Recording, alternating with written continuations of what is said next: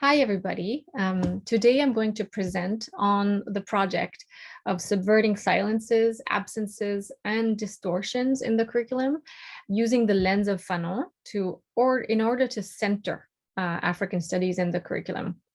My name is Elsa Wiehe, and I lead the African Studies Center K-16 education program at Boston University. At the African Studies Center, we are supported by Title VI federal funding. And our main mission in that regard is really to serve teachers and educators in the public to increase and to promote the reach of African studies at all grade levels. So why should African studies be a crucial part of our curriculum in all schools? And how can this help to decolonize the curriculum? So in the context of African studies, mentioning decolonizing is really a replete and loaded word. Given that almost every country on the continent fought really hard to reject and to resist European colonization, which led to the wave of independence in the 1950s and 60s and then beyond. But in this presentation, I'm going to take a different angle to talk about decolonization as an intentional goal to implement in our schools and reclaim our curricula, but also as a lens for ourselves that I invite you to embrace in your trajectory as educators. And the goal is to show that decolonizing the curriculum is crucial so that we can stop reproducing the massive inequities in terms of who is represented, whose perspectives are included, whose are left out, what voices are foregrounded, and whose voices are silenced. And when we talk about decolonizing the curriculum, I'm going to draw centrally on Fanon, who is a decolonial thinker and who we should all learn from in our schools and our workplaces. Fanon can really help us see the political nature of the educational project, which helps us identify ourselves as political actors in education. So this is really a crucial lens to think of ourselves as political actors in our role in the process of justice building. And I want to position myself here as a white person who is also from an African country, the island of Mauritius. And there's a crucial, really imperative for us white educators to embrace this work centrally in our practice. So I want to start with a short example of a very typical way that the curriculum is framed, okay? So that we understand that it's not only what we teach, so it's not just about inclusion of certain topics, but it's about how we teach them that matters. How we teach certain topics matters. So in most middle school and high school curriculum across states, the world history curriculum includes a look at Africa in the 19th and 20th centuries. So this is a pretty typical map that shows how Africa was partitioned. It's a very typical term used to describe some of the larger historical processes is, as you see in quotes here, the scramble for Africa. And so that describes the ways European powers, France, England, Germany, Portugal, Spain, Belgium, and Italy, essentially partitioned the continent amongst themselves for resource extraction and human exploitation, with just a few exceptions. So here comes the example of an inclusion of an African topic, but the inclusion in a way that really reproduces racism. So pause for a moment here to reflect on the choice of label, the scramble for Africa, and how that label and that choice of label may have consequences for the ways our students see Africans and see African history and experience. So if you think that this choice of label privileges the perspectives of Europeans, you're absolutely right. Europeans are given agency. They're the ones who are scrambling. In this terminology, you have no idea what Africans did during that time. Africans are outside of their own history and don't have any agency in that label. They're erased from the very framing of an African topic. And on top of that, historically, teachers have done simulation activities to teach the colonization of Africa. And so here you have, again, the centering of experiences of Europeans. And so that's the way racism and anti-Blackness works in the curriculum. Somebody could easily say, oh, it's just a label, it's just a small instance. Yes, it is a choice of words, but that choice of words, instead of dismantling the white Eurocentric perspectives that were part of that historical period, it actually continues to build them. It's a choice of words that reproduces the exact perspectives of European at that historical moment in time. And crucially, there is symbolic violence in the use of terms like these and framings like these that dehumanize, that remove agency. So this is, again, to reiterate, just to illustrate that even when Africa is included, the way you include it matters. So it's not just about inclusion of a given topic. What if we called instead this unit Africans' resistance to colonialism? In which way does that change the framing in students' perspectives? In which way would that framing, Africans' resistance to colonialism, foreground Africans and Africans' experience? What if instead we showed this map of resistance to colonialism, where we can see documentation of battles that occurred throughout the continent? And this map only goes up to 1931, as you can see here, and it doesn't actually capture the latter 40 years of struggles that led to the newly independent states of the 50s and 60s. So there's a lot of struggles and resistance that are not pictured here at all. But in this representation, even if it stops in 1931, you see African agency. You see the Anglo-Asante Wars, you see the Battle of Adwa, and you can see that resistance to colonialism began with colonialism. So to begin decolonizing the curriculum, we need to ask ourselves some questions, and these are some questions to guide your thinking. How do representations reproduce the violence of racist colonial thinking? What are the issues with representations in the curriculum in general? How do they matter in the portrayal of any topic related to Africa, or any silence? Where are the Africans in the stories we tell about history? Who's telling those stories? So now I want to introduce a decolonial thinker that will offer us some thinking tools that can help us think about how to reject the violence that is in education. There's much we can learn from Fanon in terms of understanding how to reject the violence of white colonial supremacy. So I'm going to talk a little bit of biographical details to situate who he is, and then discuss how some of his core idea on rejecting violence pertains to education. So Frantz Fanon was born in Martinique in the Caribbean in 1925.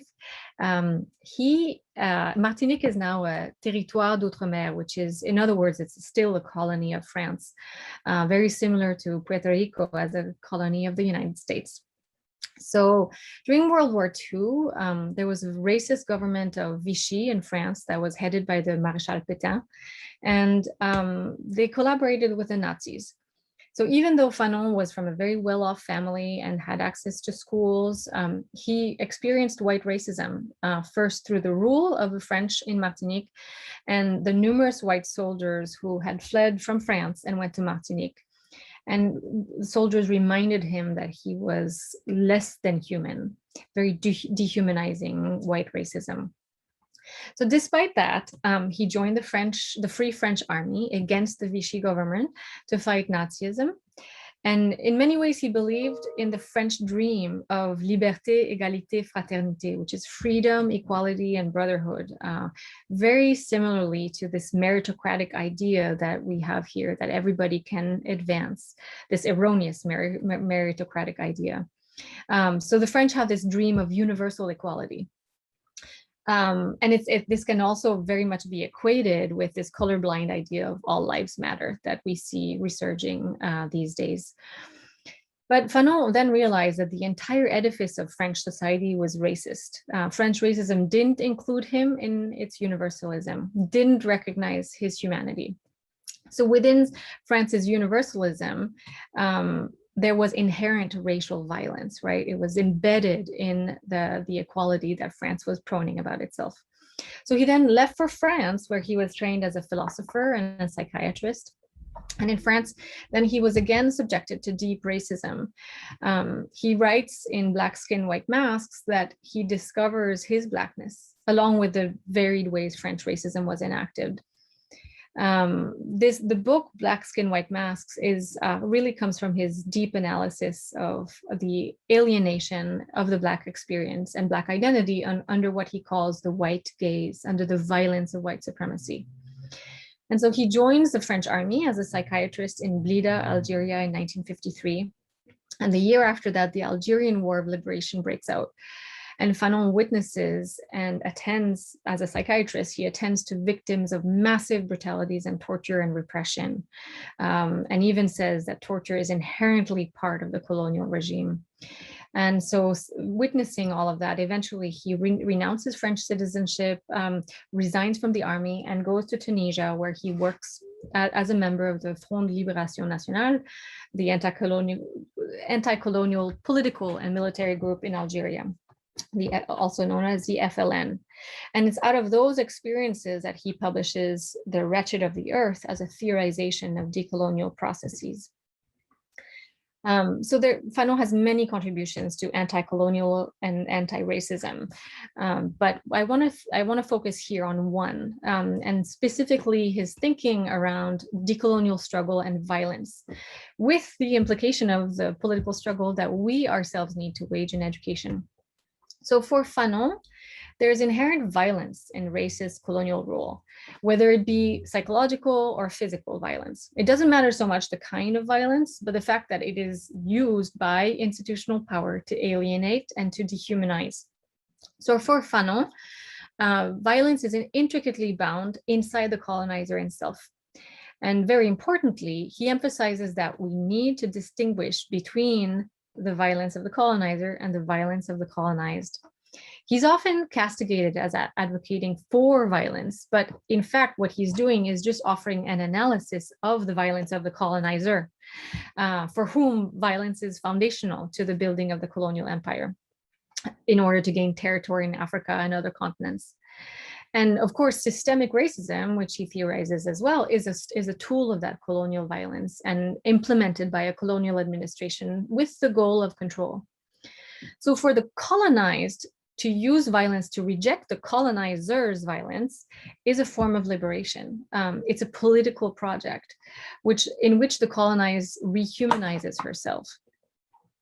So the great educational theorist Paulo Freire also agrees with this process in his later writings, not so much in the earlier ones, where the colonized rehumanizes the colonized rehumanize themselves, as well as the colonized. So with education, we can really draw parallels here that violence is foundational to the educational system in the US, both historically and currently.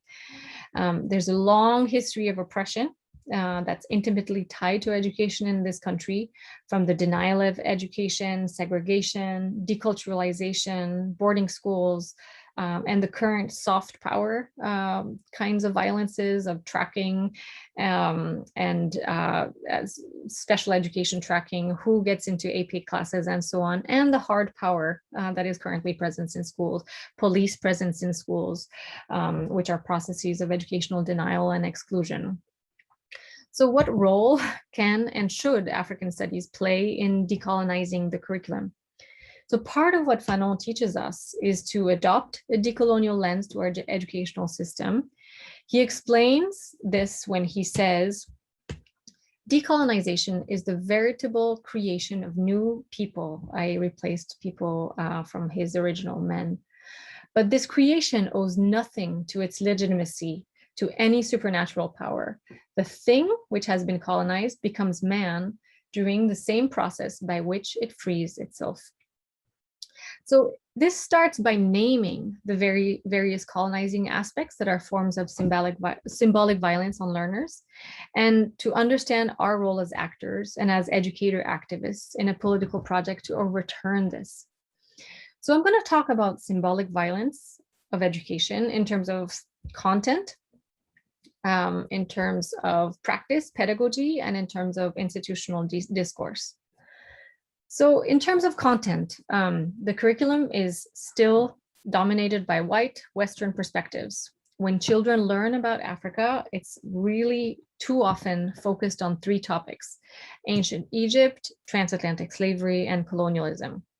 Egypt is often treated as if it wasn't even part of Africa itself, and it's very rare that the curriculum looks at Nubia. Think for a moment for yourself, how much did you learn about Nubia in schools?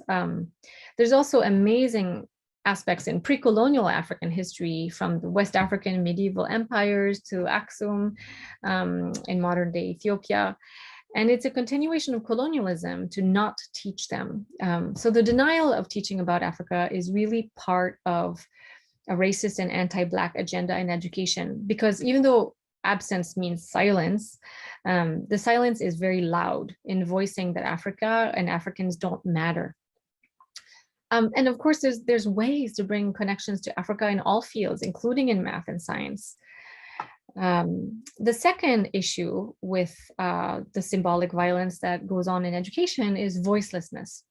So there have been many efforts at introducing new curriculum frameworks across states, but yet schools still embrace white authors and ignore the plethora of archives of African and African-American authors and other authors of color. In Boston, for Black History Month, just recently in the last couple of years, a school assigned Griffin's 1961 Black Like Me book, which was at the time a groundbreaking book, but it represents the perspectives of a white man. What if instead students read primary source texts and speeches from Thomas Sankara and Graça Machel and Stephen Biko and Nkrumah and a variety of amazing artists from the continent that were highly political? What if they listened to Fela Kuti's music in learning about decolonialism, or reading Ngugi wa Thiong'o, Decolonizing the Mind? There are so many wonderful resources to include African voices in the curriculum through children's books and literature. And that's certainly an area where we have a lot of resources to offer. A third issue is misrepresentation. So even like I mentioned earlier, when topics of Africa are included, they're often erroneous, they're misrepresented, or they're not rigorous or complete, as the example. So if Nubia is included alongside Egypt, does the curriculum place equal importance between Egypt and Nubia in the Cushitic civilizations? And I would also argue that if you're looking at American history and trying to reset the clock back to 1619 as a foundational date, that is so incredibly important.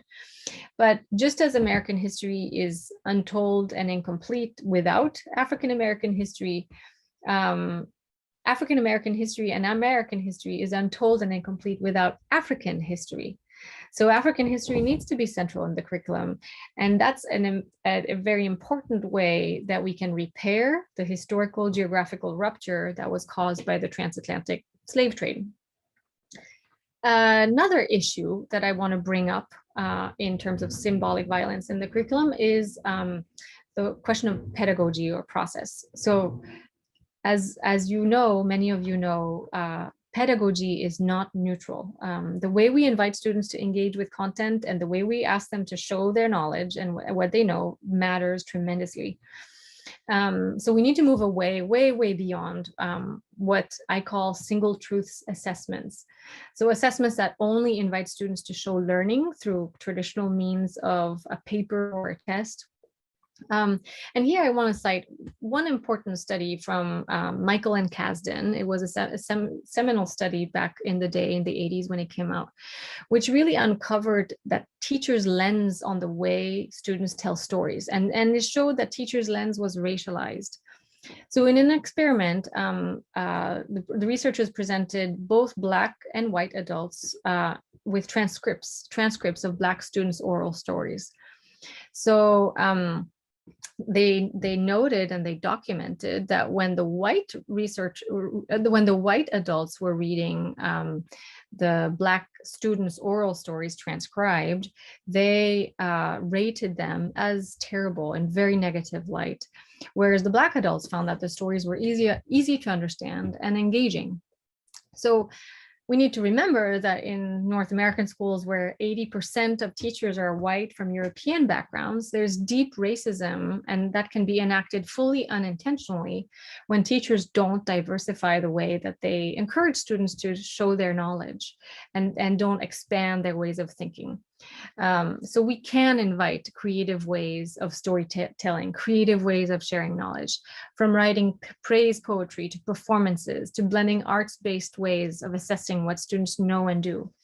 And there's so much that African cultures can actually teach us in terms of scholarly and in terms of artistic knowledge production. A final issue I want to bring up as a cautionary note is that institutional discourse can be a means to further inequity. And here I'm not talking about racist institutional discourse, which there is a lot of, but I'm actually talking about equity discourse. So school districts, especially in the wake of the George Floyd murder, have really embraced equity discourse quite centrally, especially some of the urban larger school districts, but they fall short of implementing real change.